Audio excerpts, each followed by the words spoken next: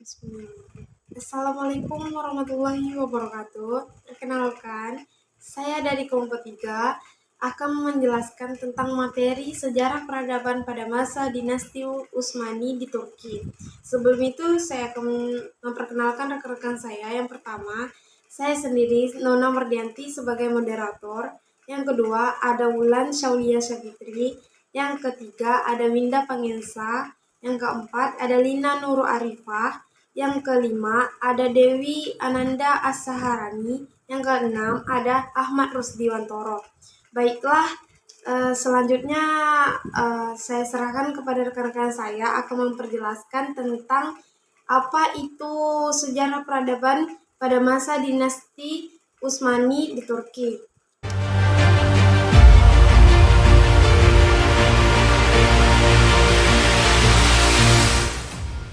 Assalamualaikum warahmatullahi wabarakatuh.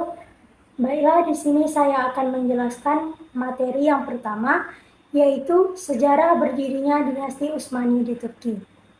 Kerajaan Turki Utsmani telah muncul pada periode yang biasanya disebut periode Mongol. Negara bagian yang dipimpin oleh Utsman, pendiri dinasti di akhir abad ke-13, pada awalnya hanyalah salah satu bagian terkecil dari pemerintahan Turkis dan Anatolia. Mereka masuk Islam sekitar abad ke-9 dan 10 ketika mereka menetap di Asia Tengah. Orang-orang Turki Seljuk merupakan saudara-saudara atau kerabat yang dijadikan untuk tempat untuk melarikan diri dari serangan orang-orang Mongol. Di sana, mereka dipimpin oleh Ertugrul. Mereka mengabdikan diri kepada Sultan Alauddin II. Sultan Seljuk yang kebetulan sedang berperang melawan Byzantium. Berkat bantuan mereka, Sultan Alauddin mendapatkan kemenangan. Atas jasa tersebut, Alauddin menghadiahkan sebidang tanah di Asia Kecil yang berbatasan dengan Byzantium. Sejak saat itu, mereka terus membina wilayah barunya dan memilih kota Sukut sebagai ibu kota. Ertugrul meninggal dunia pada tahun 1289 Masehi. Kepemimpinan dilanjutkan oleh putranya Utsman. Putra Ertugrul inilah yang dianggap sebagai pendiri kerajaan Utsmani. Utsman pemerintah antara tahun 1290 sampai 1376 Masehi. Pada tahun 1300, bangsa Mongol menyerang kerajaan Seljuk dan Sultan Alauddin terbunuh. Kerajaan Seljuk Rum ini kemudian terpecah-pecah dalam beberapa kerajaan kecil. Utsman pun menyatakan kemerdekaan dan berkuasa penuh atas daerah yang didudukinya. Sejak saat itulah kerajaan Utsmani dinyatakan berdiri. Penguasa pertama adalah Utsman yang sering disebut dengan Utsman I. Sekianlah penjelasan dari saya. Assalamualaikum warahmatullahi wabarakatuh. Bismillahirrahmanirrahim. Assalamualaikum warahmatullahi wabarakatuh. Di sini saya akan melanjutkan pembahasan tentang para penguasa dinasti Utsmani, yaitu pada tahun 1299 Masehi hingga tahun 1924 Masehi terdapat 38 penguasa kerajaan Turki Utsmani, yaitu terbagi menjadi 5 periode. Periode yang pertama yang saya akan bahas dan periode yang kedua. Periode yang pertama pada tahun 1299 Masehi hingga tahun 1402 Masehi, yaitu yang dipimpin oleh Utsman, raja pertama, yaitu dipimpin pada tahun 1299 Masehi hingga tahun 1324 Masehi. Kemudian diturunkan kepada anaknya yang bernama Orhan bin Utsman, yaitu yang memimpin pada tahun 1324 Masehi hingga tahun 1359 Masehi. Selanjutnya diturunkan kepada Murad bin Orhan yang menjabat mulai tahun 1359 Masehi hingga tahun 1389 Masehi. Selanjutnya diturunkan kepada Bayazid bin Murad, yaitu ia menjabat pada tahun 1389 Masehi hingga tahun 1402 Masehi. pada periode pertama ini juga disebut dengan masa pertumbuhan dan perkembangan yang disusul dengan perluasan wilayah hingga menyeberang ke daratan Eropa. Selanjutnya periode yang kedua, tahun 1403 hingga tahun 1566 Masehi, yaitu yang pertama pemimpinnya yang bernama Muhammad bin Bayazid, anak dari Bayazid, yaitu ia memerintah atau memimpin pada tahun 1403 Masehi hingga tahun 1421 Masehi. Kemudian diturunkan kepada Mu'rad bin Muhammad, yaitu ia memerintah pada tahun 1421 Masehi hingga tahun 1451 Masehi.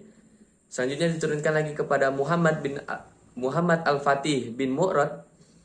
Ia memimpin pada tahun 1451 Masehi hingga tahun 1481 Masehi. Dan selanjutnya diturunkan lagi kepada Bayazid bin Mu'rad, yaitu ia memimpin pada tahun 1481 Masehi hingga tahun 1512 Masehi. Dan selanjutnya diturunkan kepada Salim bin Bayazid. Salim bin Bayazid ini memimpin pada tahun 1512 hingga tahun 1520 Masehi. Selanjutnya diturunkan lagi kepada Sulaiman Al-Qanuni bin Salim. Ia memimpin pada tahun 1520 Masehi hingga tahun 1566 Masehi. Periode kedua ini juga disebut dengan masa transisi karena perebutan kekuasaan di antara anak-anak Bayazid yang diakhiri dengan kemenangan Muhammad. Masa ini merupakan masa perbaikan sehingga kerajaan Utsmani kembali kuat dan berkembang secara pesat atau secara mengagumkan. Ya, terima kasih. Sekian dari saya pembahasan dari penguasa dinasti Utsmani periode 1 dan periode kedua. Baiklah, di sini saya akan melanjutkan penjelasan dari Ahmad Rusdiwantoro, yaitu tentang para penguasa pada dinasti Utsmani di Turki. Di sini saya akan melanjutkan tentang periode yang ketiga. Periode yang ketiga yaitu pada tahun 1566 sampai 1703 Masehi. Di sini ada sebanyak 13 sultan, mulai dari Salim II bin Sulaiman I pada tahun 1566 sampai 1574 Masehi. Sampai dengan Sultan Mustafa II bin Muhammad IV pada tahun 1695 sampai 1700 Masehi. Pada periode ini, Turki Utsmani hanya mampu bertahan agar tidak hancur tanpa adanya kemajuan dalam perluasan wilayah. Dan pada periode ini juga Turki Islam Utsmani kehilangan Hongaria. Selanjutnya periode yang keempat pada tahun 1703 sampai 1839 Masehi.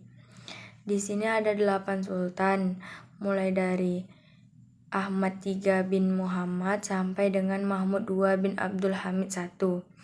Pada masa ini, kerajaan Utsmani mengalami masa kemunduran dan wilayah yang semakin sempit.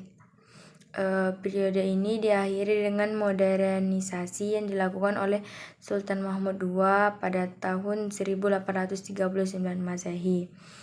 Selanjutnya periode yang kelima. Pada tahun 1839 sampai 1924 Masehi. Di sini ada 7 sultan, mulai dari Abdul Majid bin Mahmud II sampai dengan Abdul Majid II sebagai khalifah. Nah, pada periode ini dilakukan pembaharuan oleh Abdul Majid II, seperti pembaharuan di bidang politik, administrasi, dan kebudayaan. Terima kasih. Selanjutnya adalah penaklukan Konstantinopel. Konstantinopel adalah ibu kota kekaisaran Romawi Timur. Konstantinopel juga merupakan pelabuhan transit antara Asia dan Eropa. Konstantinopel yang strategis menyebabkan bangsa-bangsa sekitarnya banyak yang ingin menguasai, termasuk umat Islam. Umat Islam termotivasi mengembangkan peradaban Islam dan mengambil wilayah strategis seperti Konstantinopel untuk mempermudah proses penyebaran Islam. Jatuhnya Konstantinopel ke tangan Turki, Utsman atau Ottoman membuat riwayat kekaisaran Romawi berakhir. Jatuhnya Konstantinopel juga membuat perdagangan dikuasai para pedagang Islam.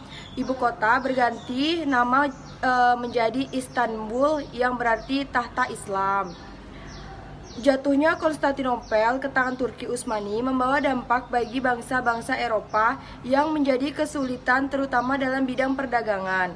Bangsa Eropa mengalami krisis dan kesulitan di bidang perdagangan, yaitu rempah-rempah yang dikuasai oleh pedagang Islam. Baik, saya akan membacakan tentang peradaban masa dinasti Utsmani. Dinasti Turki Utsmani merupakan kekhalifahan Islam yang mempunyai pengaruh besar dalam peradaban di dunia Islam. Hal itu dikarenakan kerajaan Utsmani pernah mengalahkan bangsa Mongol dan Eropa dalam menaklukkan pusat peradaban dan pusat agama Nasrani.